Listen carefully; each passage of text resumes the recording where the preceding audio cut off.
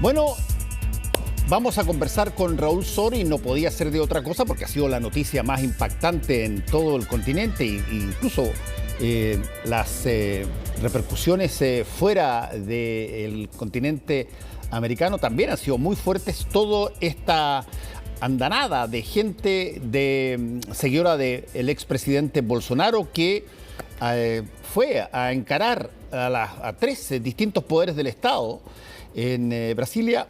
Veamos qué tiene que ver todo esto con algo que eventualmente pueda estarse preparando en términos políticos por parte de qué va a hacer Jair Bolsonaro ahora como expresidente, que dicho sea de paso, está, entiendo, bastante enfermo, Raúl.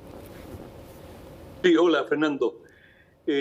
Bueno, causó una conmoción enorme esta sonada. No queda muy claro todavía, hay muchas especulaciones cuán cerca estuvo esto de ser un intento de golpe de Estado o fue una pataleta de algunos grupos extremistas que salieron a protestar, a expresar su malestar, porque si tú lo miras de un punto de vista racional, es un absurdo lo que hicieron. Primero, de un punto de vista político, confrontar a los tres poderes del Estado, es decir, al Congreso, ingresaron al Congreso, causaron destrozos allí, al Poder Judicial y, naturalmente, enfrentar al gobierno constituido y democrático. Por lo tanto, ninguna mente política racional lo haría de esa manera. Es decir, tú tratas de separar a tu enemigo o si quieres adversario y buscar alguna política de alianza que te permita, si tuviera éxito la zona A, estabilizar un gobierno. Pero esto fue un estallido de insatisfacción que, digamos, como se dice vulgarmente en Chile, disparó con ventilador, es decir, para todas partes y sin considerar las consecuencias. Y así parece haber terminado, pero tampoco hay que ignorar que aquí hubo, por decirlo también con una expresión coloquial, mano mora, en el sentido de que llegaron centenas de buses a Brasilia, es decir, hubo organización, hubo recurso para montar esta operación, de manera que todavía nos falta conocer muchos detalles y si esto tenía un segundo capítulo, si esto era un globo sonda para ver qué reacción había, si los que organizaron esta situación tenían la esperanza que iba a ser replicado en otros lugares. Dicho sea de paso, también en Sao Paulo y en Río de Janeiro habían campamentos en que estaban protestando frente a regimientos de esas ciudades partidarios de Bolsonaro que exigían la intervención del ejército. Ahora, el ejército, a través de sus portavoces, sus voceros, guardó absoluto silencio, pero también se ha comentado bastante que la policía, especialmente en Brasilia, tardó bastante en reaccionar y que habían indicios que algo podía ocurrir y, bueno, el asunto llegó a... pudieron entrar a los principales edificios del gobierno del Estado brasileño y esto inicialmente el propio Lula criticó a la policía cuando esto estaba ocurriendo por su falta de preparación y por la aparente tolerancia que tuvieron con los manifestantes, que dicho sea de paso, también el ejército fue muy tolerante en las distintas ciudades donde se congregaron partidarios de Bolsonaro.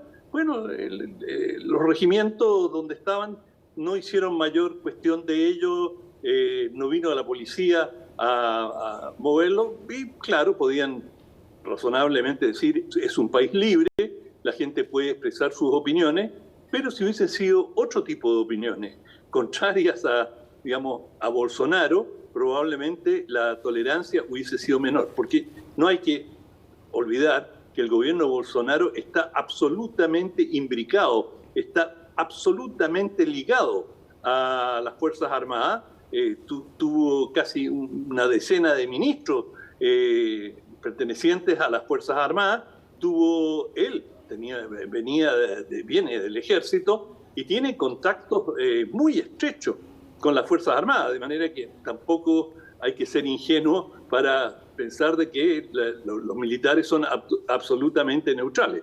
Eso no quiere decir que estén dispuestos a dar un golpe de Estado y a, digamos, pasar por encima de la Constitución. Pero no cabe duda que en las Fuerzas Armadas hay una gran simpatía por Bolsonaro y lo que él representó, que en alguna medida es la continuidad de lo que hicieron las Fuerzas Armadas durante su dictadura militar, pero con una diferencia en que, digamos, la política de Bolsonaro y sobre todo su política exterior fue muy pro-estadounidense y la dictadura militar tuvo una postura mucho más marcadamente nacionalista. Pero esto ya son, digamos, apreciaciones secundarias en relación a lo central, que fracasó, y todo indica hasta este momento que fracasó la zonada y que Brasil retorna lentamente a la normalidad. Ahora, esto de retornar a la normalidad tiene ciertas cifras. Cuando tú tienes más o menos 1.400, 1.500 personas detenidas por esto, bueno, y lo estamos viendo acá, tienes a personas que van a tener que ser procesadas, van a tener que ser eventualmente juzgadas por los tribunales brasileños. El presidente Lula ha criticado muy fuertemente esto y justo en el mismo momento se anuncia que el presidente Bolsonaro ha presentado serios problemas de salud que no se saben, no entiendo todavía si es que está claro cuáles son esos problemas de salud y si está habilitado para enfrentar esto. Y entiendo que también el presidente Bolsonaro tuvo una primera declaración que no era solamente aplaudir todo esto que pasó. Sí, bueno, ahí pusiste el dedo en la llaga porque hay una gran interrogante. ¿Qué está pasando con Bolsonaro? Porque en Estados Unidos surgió una petición por parte de algunos parlamentarios que le pedían que lo echaran del país, y indirectamente culpándolo de los acontecimientos en Brasil. Y esto ya estaba avanzando en el Congreso, esta petición. Bueno, todavía faltaba mucho para que eso se transformara en una política de Washington, pero iba en camino y claramente esto iba a complicarle la estadía allí a Bolsonaro. Apenas surge este rumor, que no es un rumor que nacía de una situación real, pero Bolsonaro tiene un ataque abdominal, de grandes dolores abdominales, y su mujer hace una declaración diciendo que esto es la consecuencia, este malestar, del atentado que él sufrió. Recuerdas que fue apuñalado y que tuvo que sufrir una operación, por lo que se cuenta o lo que se señaló en su momento, bastante seria, y esto sería una secuela de esa situación. Ahora, tú puedes pensar que dada la tensión que debe haber tenido Bolsonaro, tener algún nivel de indigestión y dolores estomacales, si él tiene alguna relación con lo que estaba ocurriendo en Brasil, bueno, es explicable. Ahí hay un misterio, no sabemos cuál es la situación, pero también podría ser una maniobra de hospitalizarse, y él está en estos momentos, hasta donde se sabe, en un hospital para neutralizar cualquier intento de sacarlo y de mandarlo de vuelta a Brasil. Eso todavía está por verse y se va a ir aclarando conforme vayan pasando los días. Pero hay una situación muy turbia y quizás los golpistas, los que participaron en esta zona, no anticipaban una reacción tan severa por parte de Estados Unidos. Es decir, desde el presidente Biden, el ministro de Relaciones Exteriores, hubo una condena cerrada a lo que estaba ocurriendo en Brasil y en favor y en defensa de la democracia y, en términos concretos, del presidente electo Lula. Esto debieron haberlo anticipado, porque Estados Unidos desde hace meses ha venido advirtiendo y especialmente criticando a Bolsonaro por su política de cuestionar la transparencia de las urnas, que el sistema de contabilidad no era seguro. Recuerdo que lo conversamos en varias oportunidades, que Bolsonaro estuvo durante meses cuestionando la confiabilidad del sistema electoral, y eso anticipaba a grito que podía venir una situación como esta, en que una muchedumbre sale a cuestionar los resultados de las urnas. Y Estados Unidos en eso fue muy claro siempre, diciendo no hay ninguna evidencia de un fraude y que el sistema electoral que eligió a Bolsonaro no sea confiable. Por lo tanto, eso fue en Estados Unidos. En Europa, el rechazo al intento de golpe o la asonada fue, pero rotundo. Es decir, todos los países europeos, en forma individual y colectiva, a través de los voceros de la Unión Europea, rechazaron lo que estaba ocurriendo en Brasil. Y en América Latina tampoco hubo la misma reacción. El grueso de los países, incluido Chile naturalmente, señalaron que era absolutamente inaceptable lo que estaba ocurriendo en Brasil. De manera que esto también es una señal muy importante para las Fuerzas Armadas, que saben que un intento de golpe los va a llevar a un aislamiento político con sus principales aliados. Y eso tiene costo político, económico, diplomático enorme. Y eso, justamente puede haber gravitado. O si fue un globo sonda el que enviaron los militares a través de estos desórdenes, no digo que el ejército lo haya planificado de ninguna manera, digo que es muy improbable que los servicios de inteligencia no tuvieran ninguna noción de que se tramaba algo así, en que participan millares de personas en un plan concertado para asaltar la sede de los principales poderes del Estado. Realmente, si no hubiesen sabido eso, sería un fallo monumental de la inteligencia brasileña, que tiene cierta reputación de infiltración y de estar al tanto de lo que ocurre. Han sido capaces en el pasado de anticipar algunas situaciones. Bueno, en este caso, probable, si ellos querían saber qué pasaba, la señal no puede ser más clara y nítida, ni siquiera se les cruce por la cabeza tomar el poder, porque se les va a venir el mundo encima. Oye, independiente de lo que pase, además, en el propio Brasil, por cierto. Sí, estaba pensando, y quizás muchas personas que están viendo esto o que ya lo han seguido, la cantidad de personas que comparecen en un mismo lugar es imposible que se hayan generado espontáneamente. Por lo tanto, ahí hay obviamente un trabajo. Pero lo que me impresiona es lo parecido que es a la sonada posterior a la elección en Estados Unidos contra el Congreso. ¿Te acuerdas tú cuando el propio Donald Trump cuestionó las votaciones y hubo una sonada brutal contra el Capitolio? Contra el Capitolio.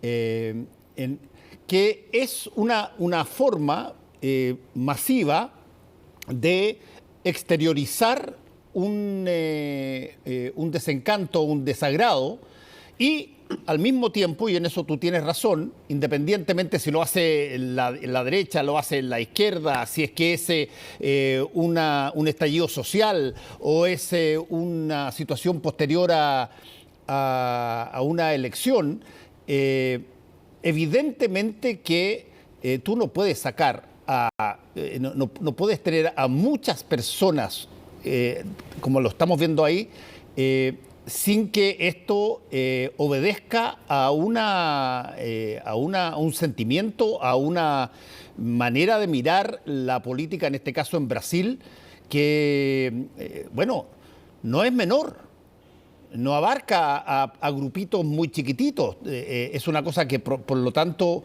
el presidente Lula, me imagino, como le pasó también a Joe Biden, cuando había ganado, tiene que tomar en cuenta de que este tipo de cosas en cualquier momento pueden escalar en cualquier situación que no tenga posibilidades de revertirse.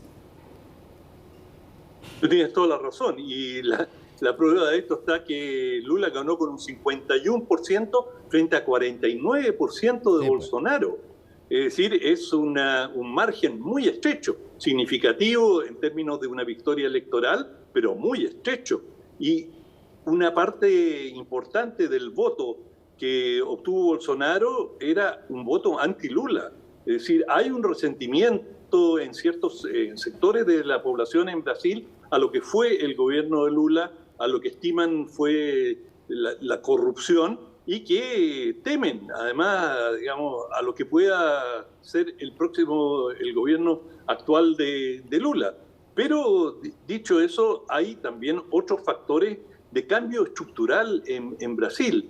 Es decir, la derecha brasileña nunca fue muy militante y siempre buscó operar a través de partidos, digamos, de fachada, no estrictamente de fachada, pero que no declaraban con claridad cuáles eran sus objetivos. Se sabía que eran de derecha, por cierto, pero eran partidos muy pragmáticos y que estaban dispuestos a negociar la mayoría o muchas de sus posiciones, y eso es parte del problema de corrupción que existe en Brasil, digamos, la compra de parlamentarios por parte de diversos gobiernos, y que, digamos, respondían muchas veces a intereses particulares, no necesariamente personales, pero intereses corporativos, y que estaban a disposición a cambio de distintas transacciones. Si ustedes nos conceden tal cosa, nosotros estamos dispuestos a votar a favor de la otra. Es decir, era un verdadero mercado, y sobre eso se ha escrito mucho en Brasil. Pero ahora emerge, y tú lo señalas bien, un tipo de derecha ideológico diferente, con un perfil, yo diría, en algunos aspectos fascistoide, digamos, antidemocrático, y que, bueno, tiene un respaldo importante en ciertos gremios, especialmente en sectores rurales, agrícolas. Hay, digamos, una clase media emergente a nivel del comercio, de pequeña industria, que también se volcó bastante a favor de Bolsonaro, y desde el punto de vista ideológico, él consiguió un apoyo pero enorme, digamos, en círculos religiosos, especialmente en círculos evangélicos. Sí. Y él mismo, digamos, se proclamó como un líder en el mundo evangélico, que tiene un arrastre, se estima en Brasil, del orden del 15% de las personas. Es decir, es un segmento muy importante. Cuando estamos hablando que si quieres obtener un 50% de adhesión, bueno, y dada además la actitud relativamente disciplinada del voto evangélico en Brasil, con un manejo extraordinariamente hábil por parte de Bolsonaro y sus estrategas de las redes sociales, consiguieron un apoyo, y esa derecha, aunque Bolsonaro se quedara en Estados Unidos y no volviera, esa derecha, hay muchos análisis hoy día que dicen, hay un fenómeno nuevo, hay una derecha con un perfil mucho más duro y más ideológico que el que existía antes.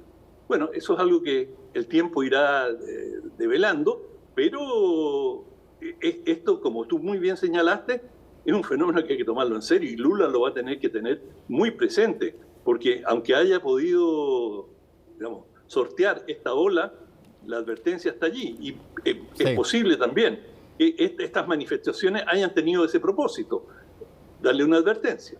Bueno, cuando hay movilizaciones de este tipo y con caracteres muy llanos, muy directos, donde no hay ocultamiento yo viendo el otro día las intervenciones de las personas que estaban ahí con la polera brasilera, qué sé yo, y todo lo demás, eran muy directos respecto de su deseo de no aceptar el gobierno de Lula y recuperar al presidente Bolsonaro. Por lo tanto, hay que mirar muy de cerca esto, porque si bien se ha calmado la cosa, bueno, ahí está todavía un germen que no sabemos exactamente de qué se trata, pero sí sabemos que genera una adhesión muy multitudinaria. Cierto, y sabemos también la gravitación enorme que tiene Brasil sobre el conjunto de Sudamérica. Así es. Gracias, Raúl. Que te vaya muy bien. Igual, chao.